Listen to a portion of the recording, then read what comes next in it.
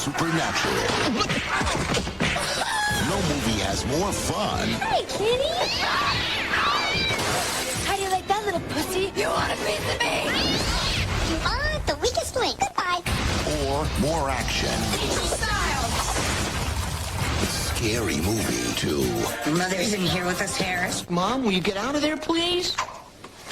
You're no fun. This film has not yet been rated. Wednesday, July 4th. Hey there, welcome back to another video. This time around is my review of the 2001 horror spoof sequel, Scary Movie 2. Now, Scary Movie 2 is the sequel to Scary Movie, which was a surprise hit for the studio, and as a result, the sequel was put on the fast track and was put into a serious fast turnaround.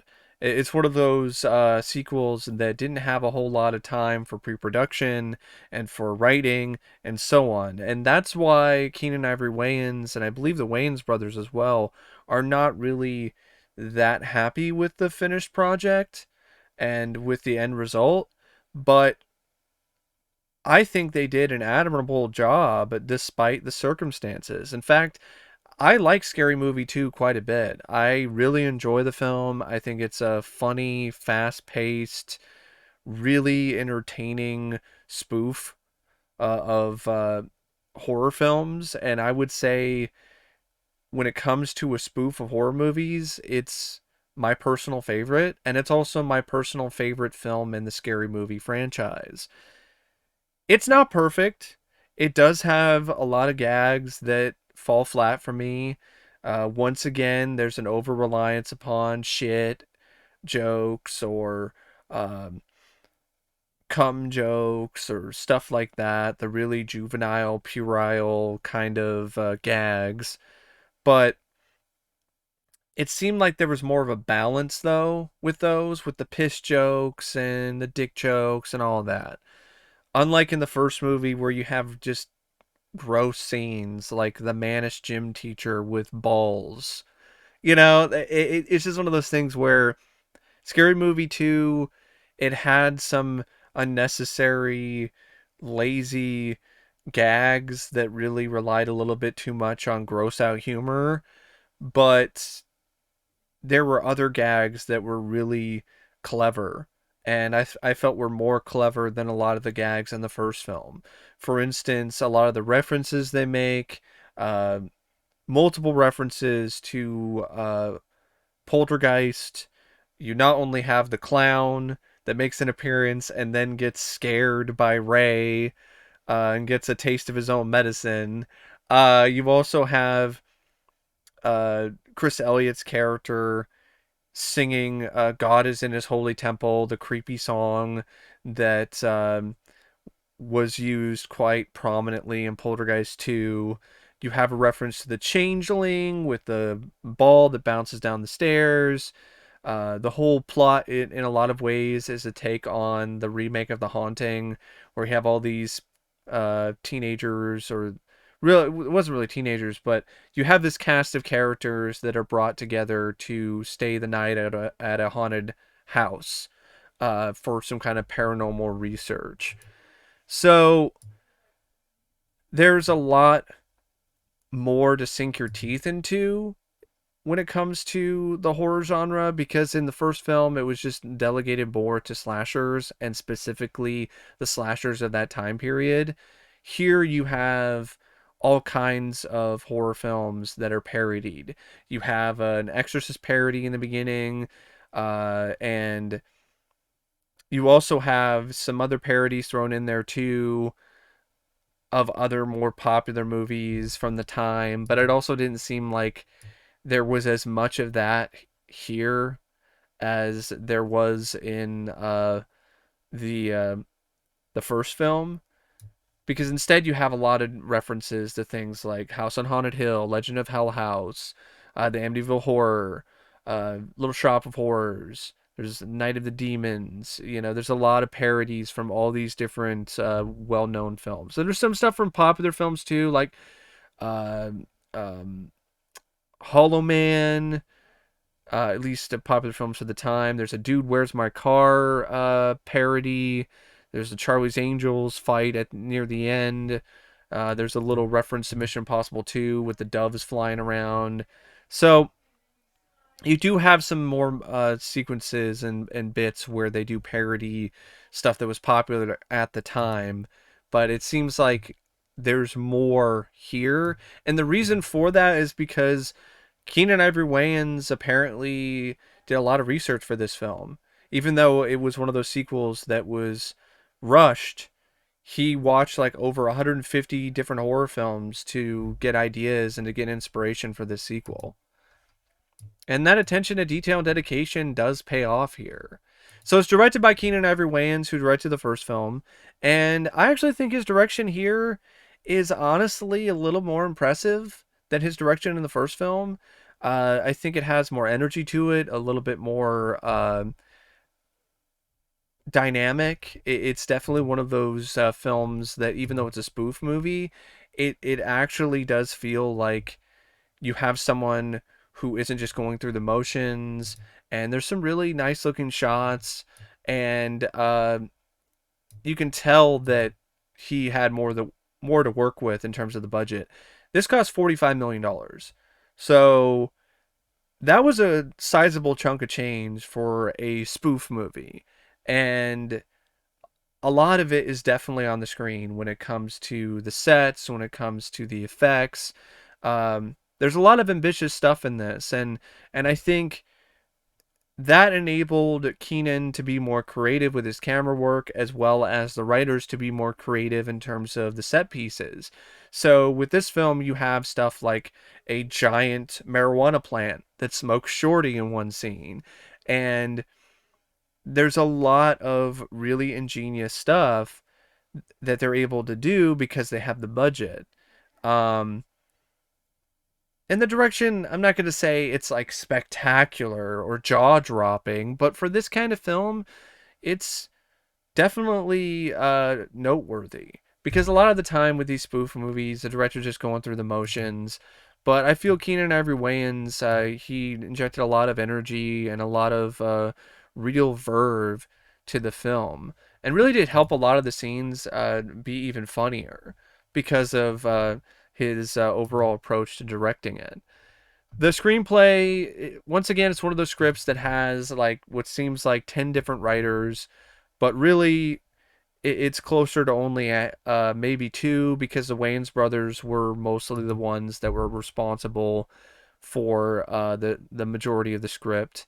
Even though you have bits done by Allison Faust, Greg Grabansky, Dave Polsky, Michael Anthony Snowden, and Craig Wayans, but mostly it's the 2 Wayans brothers. And this script, I think, definitely is a step up from the first film, because when it comes to the characters who somehow inexplicably survive their deaths in the last movie, when it comes to the characters who return to the cast from the first film, they have more moments where they can interact with one another, where they can play off of one another, versus the first movie. And the fact that everything is packed together into this haunted house storyline, it actually provides more scenes where they are able to have more chemistry, and they're able to really click as a cast. And I also felt the new cast members were really strong additions to this franchise. I mean, Chris Elliott steals the show as Hanson, the butler, with his fucked up hand. I mean, he goes all in on this ridiculous role, and as a result, he is a laugh riot. He is fucking hilarious in this movie with his just messed up hand, and just how he wants to do everything with the hand, and just how committed he is to this insane character. And other new additions are really a lot of fun. David Cross as Dwight. I love David Cross's take on this character. And in particular, I love just how he's so proud because he's handicapped and he's in a wheelchair, and his character is so proud that he just does everything himself, including sucking his own dick. And also you have the rivalry.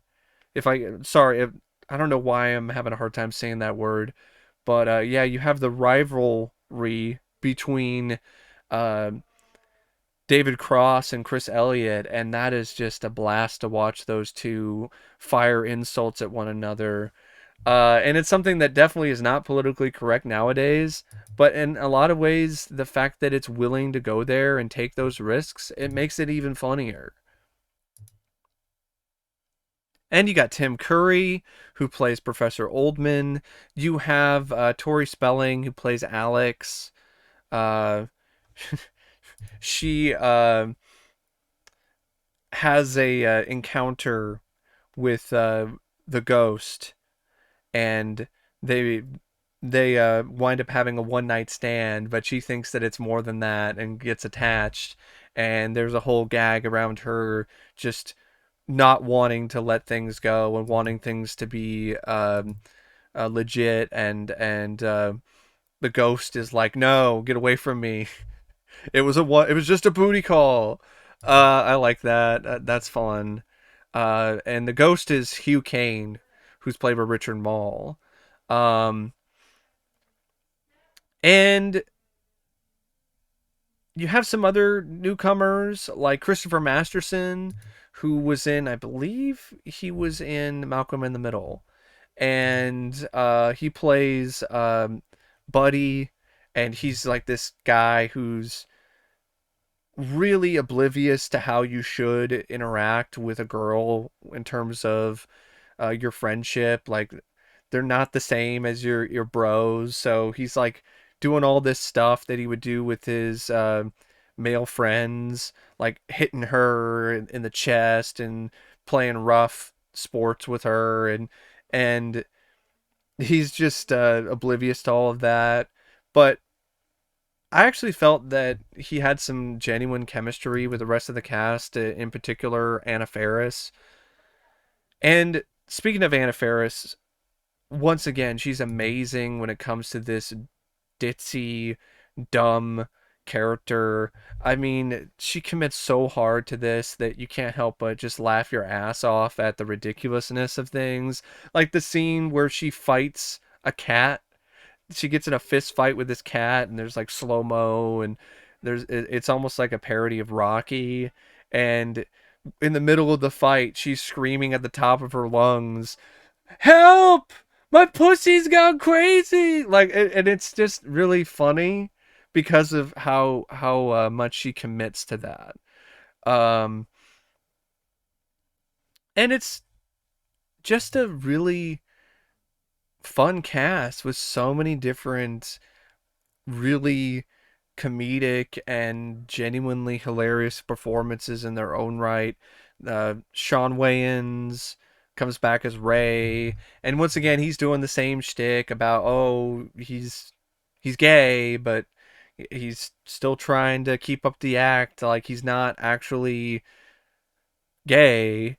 But some of the stuff works better here, like the whole bit with the poltergeist clown.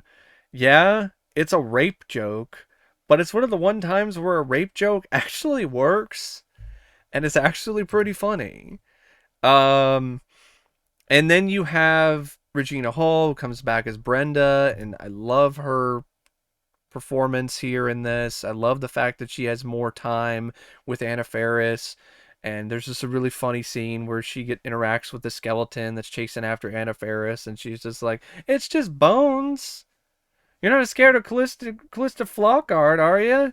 And then just easily dispatches the skeleton and like puts his bones on the wrong way.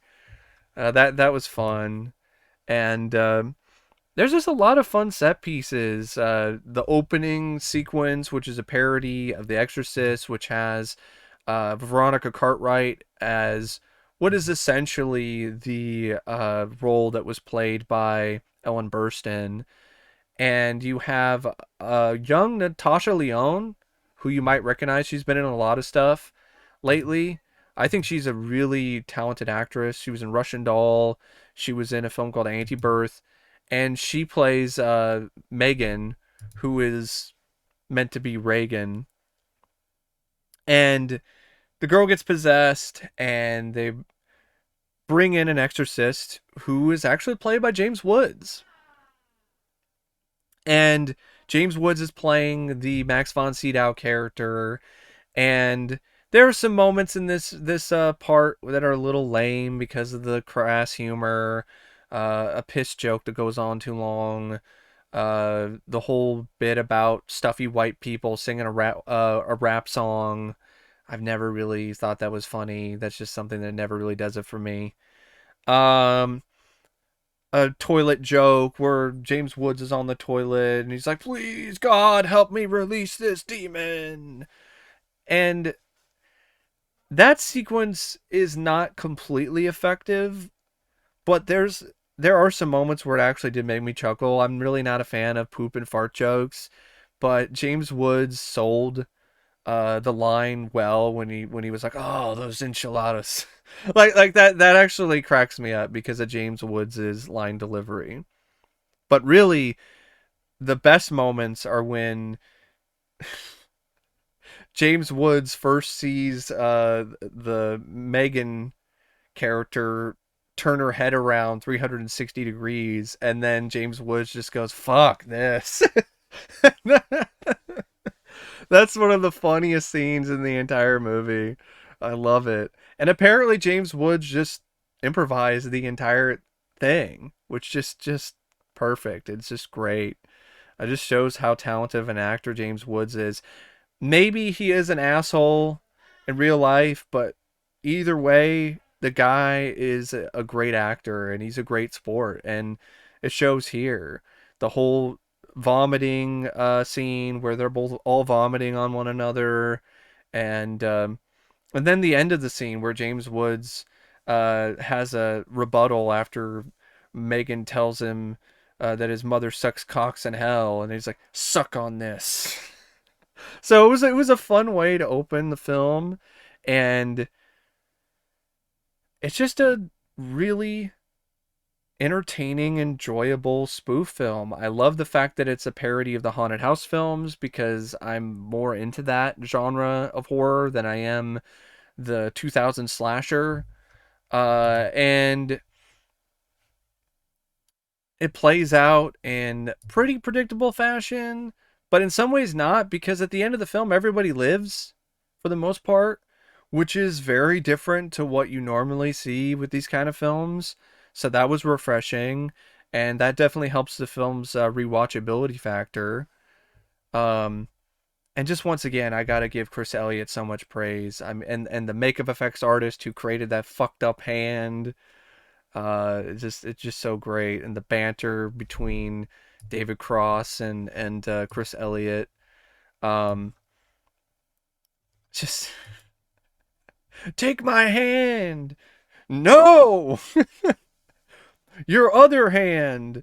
That's not my strong hand. Take my strong hand. And it just falls off the fucking balcony because he doesn't want to fucking take his hand.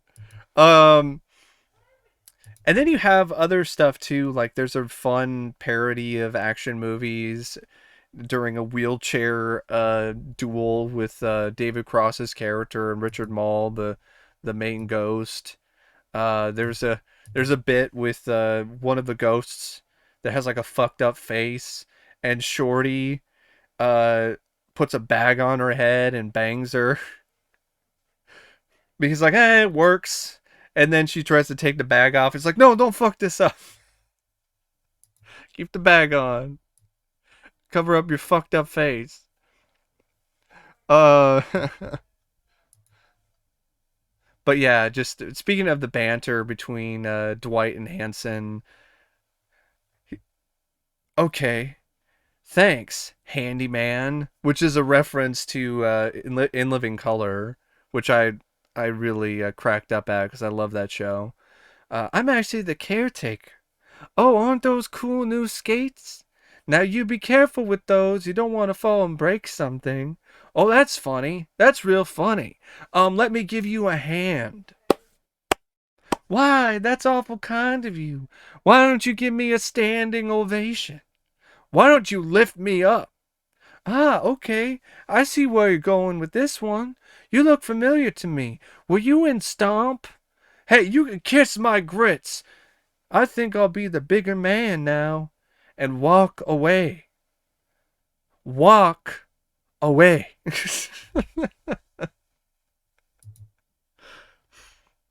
And then other stuff too, like how Brenda is so self-preserving to the point where she's like hiding from the monster and like waiting for the skeleton to kill her friend, and then at the last minute is once she figures out a way to take out the skeleton and is all like, "Oh, I love you." So that was fun too. And just a lot of fun bits. Even like the parrot who's like talking shit. I got a kick out of that as well. So yeah, ultimately pretty good script. With a lot of fun gags and clever parodies of various different horror films. Even The Matrix, well, not really The Matrix. They do that later on. But even the Charlie's Angels, a parody. I thought that was fun. In fact, that Charlie's Angels parody had better fight choreography than a lot of recent fight choreography in actual serious action movies that have come out recently, which is honestly kind of pathetic. And when it comes to the other technical aspects, I mean, the music's not really much. The cinematography, really, this isn't the kind of film that you're really going to point to when it comes to cinematography, but it's serviceable. The editing is more of the same by Tom Nordberg, Richard Pearson, and Peter Teschner. And it's just such a fast-paced, fun ride. It's only like 80-something minutes, and that's with the end credits. Without the end credits, it's even shorter.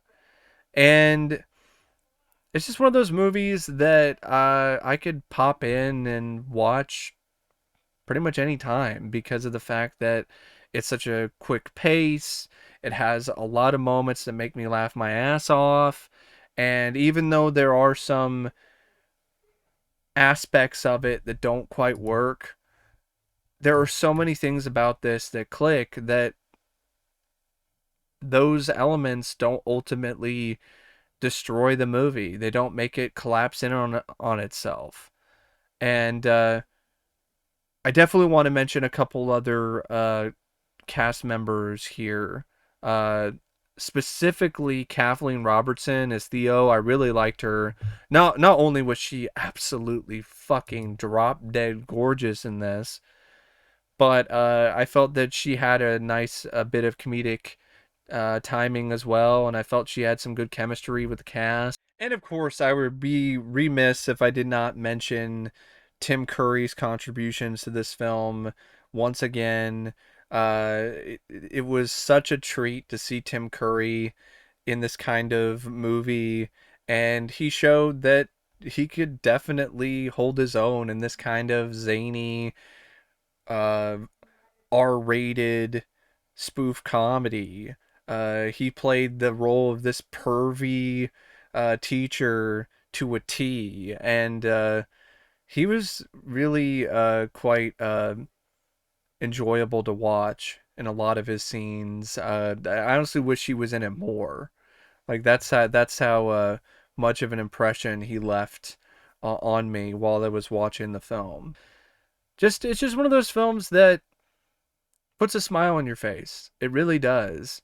And I don't understand why it's considered to be inferior to the first film, or it's considered to be one of the weaker entries in the series. To me, it's the last entry in this franchise that was funny and worth the shit. Because after Scary Movie 2, it's nothing but downhill into a fucking rancid porta potty. So that's my thoughts on Scary Movie 2, and as always, I'll see you later. See ya.